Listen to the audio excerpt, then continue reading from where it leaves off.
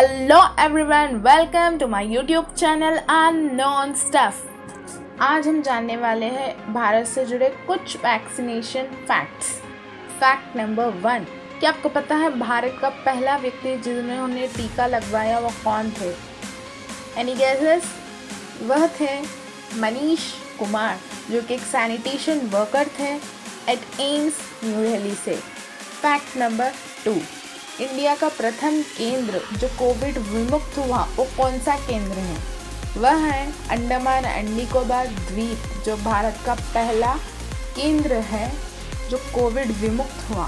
Fact number 3, Bharat का पहला गांव जिसने 100% युवाओं को कोविड-19 वैक्सीनेशन दिया वह है वेयान जम्मू कश्मीर का छोटा सा गांव है जहां पे ये प्रक्रिया हुई थी।